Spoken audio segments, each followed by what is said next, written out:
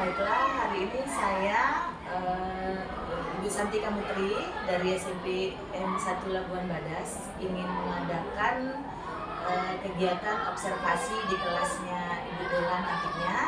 Nah, sebelum saya melakukan observasi, saya akan bertanya dulu tentang beberapa hal yang nanti akan Ibu lakukan nanti di kegiatan observasi. Ya. Jadi untuk pertanyaan saya itu nanti tujuannya adalah untuk mengetahui dan mengevaluasi bagaimana proses pembelajaran yang nantinya akan Ibu lakukan. Ya, baik Ibu Dela, bisa kita mulai? Boleh. Baik Bu Dela, untuk pertanyaan yang pertama, apa tujuan pembelajaran yang ingin Ibu capai dari pembelajaran yang nantinya akan saya observasi? Ya, sebenarnya untuk tujuan pembelajaran itu sesuai dengan materi kelas 7 IPS.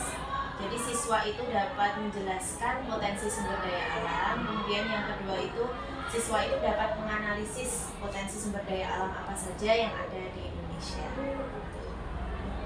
Baiklah, berarti tujuan pembelajaran yang akan Ibu terapkan nanti itu ada dua ya. Yang pertama adalah siswa dapat menjelaskan potensi sumber daya alam dan mengidentifikasikan potensi sumber daya alam.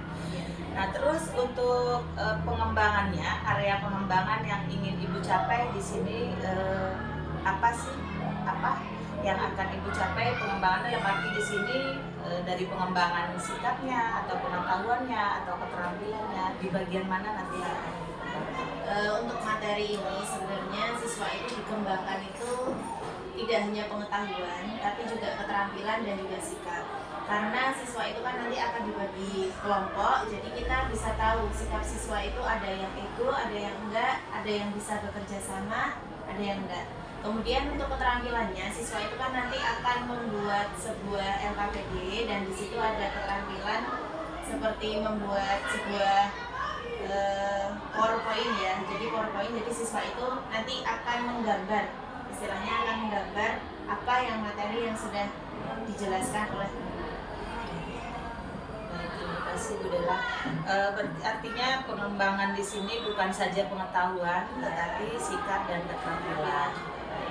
Kemudian untuk strategi dari pengembangan sikap ini, Bu Dela akan melakukan perancangan pembelajaran yang ingin Ibu capai seperti apa? Jadi untuk strategi pembelajarannya menggunakan model jigsaw. Jigsaw itu kan berkelompok. Nanti siswa akan dikelompokkan, kemudian guru itu akan memberikan materi, dan setelah memberikan materi, maka siswa itu akan berdiskusi. Nah, dari diskusi itu akan menghasilkan sebuah gambaran ya, gambaran potensi sumber daya alam yang ada di Indonesia. Nah, setelah berdiskusi, maka nanti siswa akan dipresentasikan. Setelah presentasi, baru nanti guru memberikan tanya jawab dan kesimpulan melalui pembagian kelompok ya. Jadi kegiatan itu untuk melihat sikap, kita bisa melihatnya melalui observasi dari diskusi kelompok yang dilakukan. Baik, bagaimana dengan media pembelajaran yang Ibu gunakan? Yang saya gunakan itu medianya adalah PowerPoint dan juga menggunakan gambar. Jadi ada dua ya. Kemudian kapan Ibu akan melakukan pembelajaran ini? Kemungkinan hari Kamis tanggal 1 Agustus 2024. Berarti nanti Bu Dela hari Kamis nanti saya akan masuk ke dalam ruangan Ibu untuk melihat dan mengamati bagaimana caranya kegiatan atau pembelajaran yang akan Ibu lakukan nanti. Nah, setelah nanti observasi, kita akan mengadakan percakapan setelahnya nanti ya di pasca observasi. Sebelum saya akhiri, pertanyaan terakhir ini Bu Dela ya. Bagaimana atau apa yang Ibu Dela dapatkan dari percakapan kita hari ini? Mungkin dari percakapan ini saya mendapatkan gambaran sebuah media pembelajaran apa yang akan saya gunakan, kemudian strateginya seperti apa, dan semoga nanti kedepannya kita bisa mengolah media pembelajaran dan strategi pembelajaran itu menjadi lebih baik. Baik, terima kasih Bu Della. Nanti kita akan bertemu di ruangan observasi dan di pasca observasi.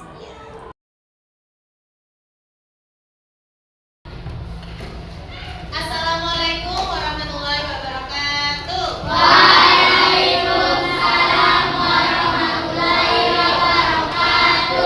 Selamat pagi anak-anak. Ada yang nggak hadir hari ini? Hadir semua. Oke, sebelum kita memulai pelajaran pada pagi hari ini, kita berdoa terlebih dahulu. Berdoa menurut agama dan keyakinan kita masing-masing. Berdoa mulai.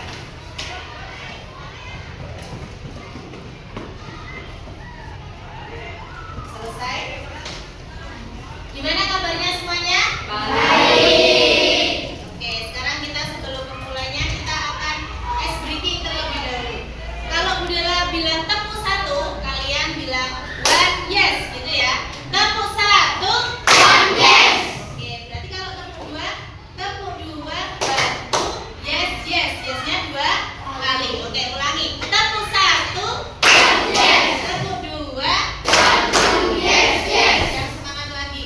Tepuk tiga, one two three yes yes yes. Oke, pintar. Nah, sekarang di pertemuan kali ini kita akan membahas materi yaitu potensi sumber daya alam. Jadi sebelumnya kemarin kita sudah tahu sumber daya alam yang dapat diperbarui dan tidak dapat diperbarui itu apa saja. Coba sekarang sebutkan sumber daya alam yang dapat diperbarui. Angkat tangan yang bisa. Sumber daya alam yang dapat diperbarui. Angkat tangan.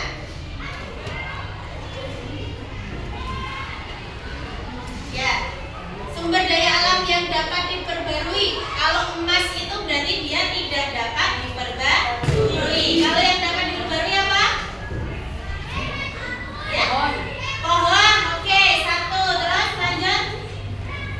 Yang biasanya berjemur pakaian. Matahari. Terus lanjut. Air. Pintar. Angin. Tanah. Apalagi? Banyak sekali ya sumber daya alam yang dapat diperbarui itu yang gratisan. Sekarang sebutkan sumber daya alam yang tidak dapat diperbarui. Emas, batu bara, nikel, timah, minyak bumi, gas alam, perak, intan, dan lain sebagainya. Oke, kemarin kita sudah belajar itu. Sekarang kita akan belajar yang pertama itu siswa harus bisa menjelaskan potensi sumber daya alam. Kemudian yang kedua, siswa dapat mengidentifikasi faktor yang menyebabkan potensi sumber daya alam. Sekarang silakan dibuka buku paketnya. Materi potensi. Sekarang buka buku paketnya. Kita akan belajar tentang potensi sumber daya alam. Potensi sumber daya alam itu yang pertama ada sumber daya alam hutan. Ya. Sudah dibuka? Yang pertama, sumber daya alam hutan. Ada hutan produksi. Ada hutan produksi. Jadi contohnya, hutan produksi itu misalkan hutan jati ya. Pohon jati itu kalau kita produksi dia akan menjadi kayu, betul sekali, akan menjadi kayu.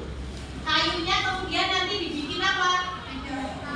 Bikin meja bisa, kursi, lemari. Nah, dari situ nanti bisa dijual kembali, menghasilkan uang. Itu yang pertama adalah hutan produksi, itu adalah pohon jati. Yang kedua ada hutan lindung. Anak-anak di sini pernah main ke Lombok? Nah, ada yang pernah main ke kawasan hutan lindung yang ada di Lombok? Ada yang pernah ke Sembalun? Pernah ya? Di Sembalun udaranya di mana? Dingin. Nah, di sana ada salah satu kawasan hutan lindung ya. Di situ kan banyak pohonnya, indah. Kemudian satwa yang ada di sana itu juga banyak. Itu yang kedua, hutan lindung. Kemudian yang ketiga ada hutan konservasi. Hutan konservasi itu contohnya adalah suaka alam dan pelestarian alam. Nah sekarang Dela tanya, sumber daya alam tambang, contohnya apa? Emas, nikel, batu bara, perak. Kemudian kita ini di Sumbawa. Sumbawa itu berjajar dengan Kabupaten Sumbawa Barat. Di sana dia ada apa? Ya, tambangnya apa? Tambang emas. Nah, berarti kita dekat dengan kawasan hutan tambang ya, sumber daya alam tambang. Kemudian yang ketiga ada sumber daya alam kemaritiman. Di Labuan Badas ini dekat dengan pelabuhan. Ada yang bapak ibunya nelayan? Ada yang nelayan? Bapak ibunya? Kakeknya ada yang nelayan? Oh, enggak ada di sini. Hebat berarti?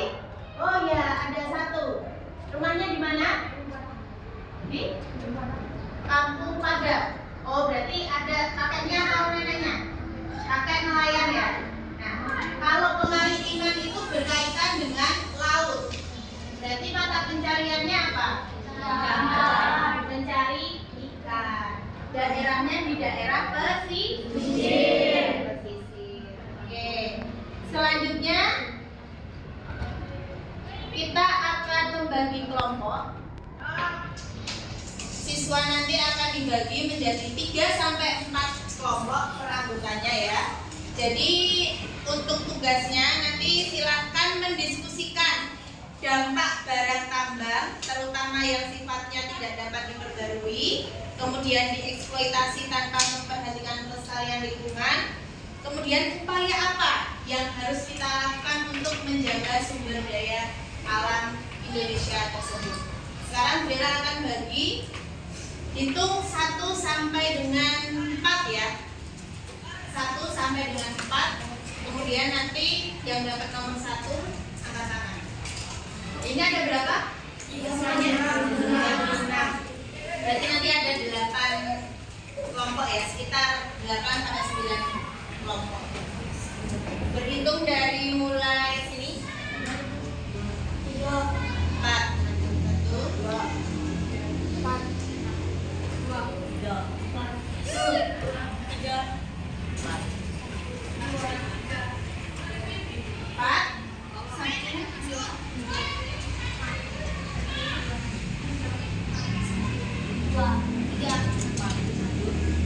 Oke, yang dapat angka 1 angkat tangan.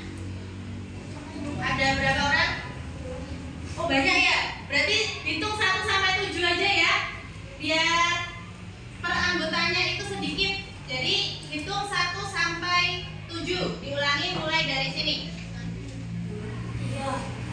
Ayo. 5, 6, 7, 1, 2, 3, 4, 5, 6, 7, 1. 7, 1, 2, 3, 4, 5, 6. Oke, yang dapat angka 1 angkat tangan. Ya, berarti ini kelompok kalian. Yang dapat angka 2. Yang dapat angka 3. Ya, ini kelompoknya ya, dilihat nih. Yang dapat kelompok 4. Yang dapat angka 5. Yang dapat angka 6. Yang dapat angka 7. Yang dapat, oke, sudah. Berarti silakan yang dapat angka 1 pindah di sebelah sini. 1, 2, 3, 4, 5, 6, 7. Silakan berpindah sekarang. Kelompok 1 dibagi masing-masing kelompok.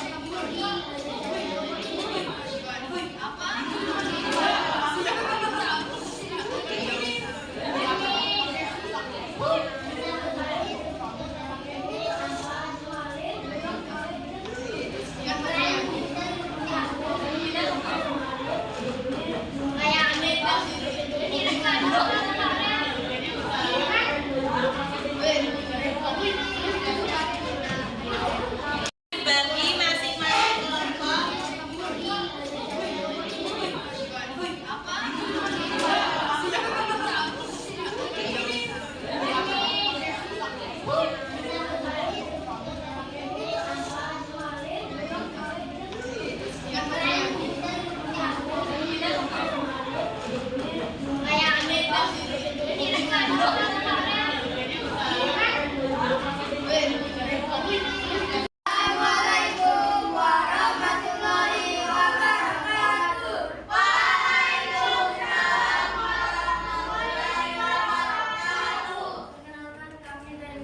kita akan mempresentasikan hasil diskusi kami. Sumber daya potensi, sumber daya alam yaitu dibagi menjadi 3. Sumber daya alam hutan, sumber daya alam tambang, sumber daya alam kemanusiaan. Sumber daya alam hutan yaitu contohnya hutan jati. Sumber daya alam tambang yaitu contohnya minyak bumi, perak, emas, batu, dan pasir. Sumber daya alam keringan yaitu contohnya perikanan, energi, kelautan, wisata bahari. Sekian presentasi dari kami. Wassalamualaikum warahmatullahi wabarakatuh. Silakan, ada yang mau bertanya? Oke, bagian kita kali ini kurang lebihnya mohon maaf. Nanti dipelajari lagi untuk materi setelahnya ya, yaitu kegiatan ekonomi. Nanti dibuka bukunya, dipelajari dulu di rumah, kemudian kita besok minggu depan kita akan belajar kegiatan ekonomi. Kurang lebihnya mohon maaf. Wassalamualaikum warahmatullahi wabarakatuh. Waalaikumsalam warahmatullahi wabarakatuh. Warahmatullahi wabarakatuh. Bu Dela, apa kabar hari ini? Waalaikumsalam warahmatullahi wabarakatuh. Alhamdulillah baik, Bu Santi. Iya. Baik Ibu Dela, kemarin kita sudah mengadakan observasi.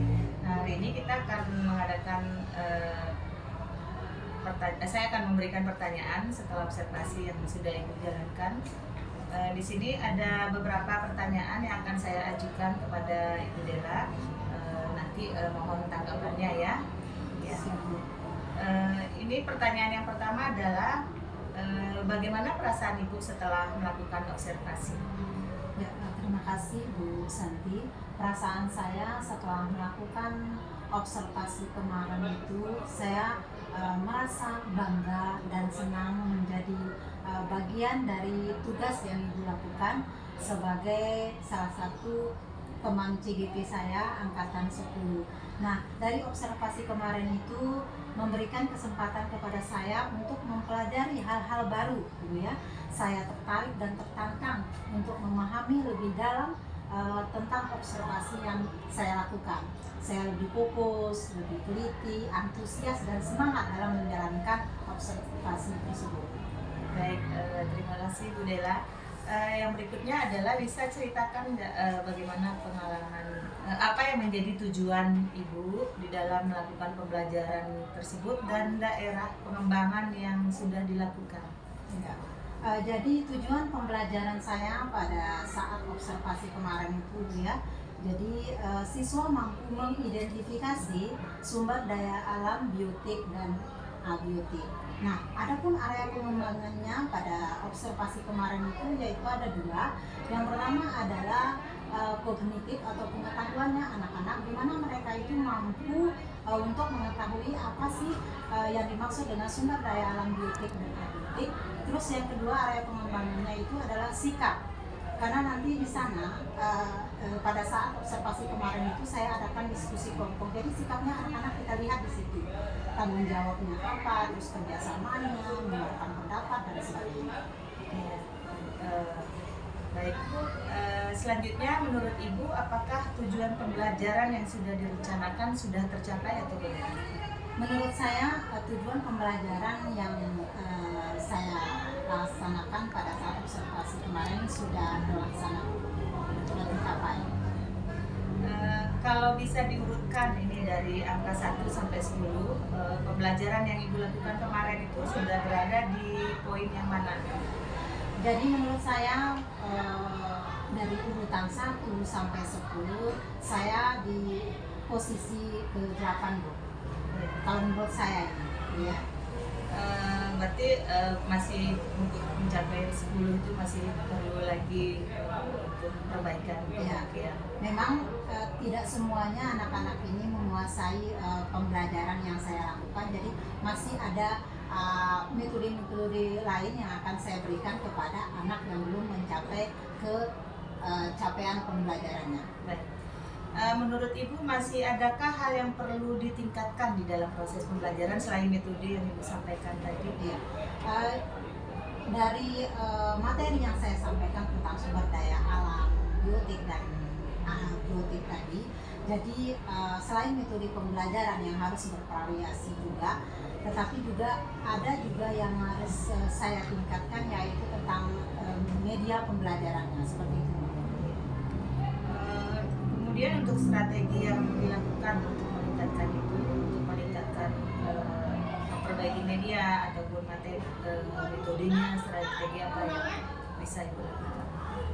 Jadi strategi yang saya gunakan dalam meningkatkan pola itu, jadi saya adakan diskusi kelompok juga, terus pembelajaran juga yang bervariasi, terus pendekatan personal juga kepada siswa-siswa yang belum memahami tentang materi tersebut. Kemudian kira-kira kapan Ibu akan mencoba untuk melaksanakan metode atau strategi tersebut? Ya. Jadi saya akan melaksanakan ini minggu depan Bu di kelas 7B. Dari perbincangan kita hari ini apa yang bisa Ibu simpulkan? Terima kasih Bu Santi. Jadi perbincangan kami dari awal sampai akhir tadi cukup menarik juga bagi saya. Banyak hal baru yang saya dapatkan juga Bu, bahwa setiap anak ini adalah unik, berbeda, memiliki karakter yang berbeda-beda Bu. Jadi gimana caranya kita sebagai guru memberikan metode yang bervariasi kepada anak-anak, terus juga mereka merindukan sekolahnya, merindukan kelasnya seperti itu Bu. Terima kasih Bu Santi. Iya. Terima kasih Bu Della, semoga dari hasil perbincangan kita ini memberikan manfaat ke depan dalam proses pembelajaran bagi murid kita nanti, dan mudah-mudahan apa yang Ibu harapkan terhadap murid bisa tercapai. Terima kasih Bu Della. Assalamualaikum warahmatullahi wabarakatuh. Waalaikumsalam warahmatullahi wabarakatuh.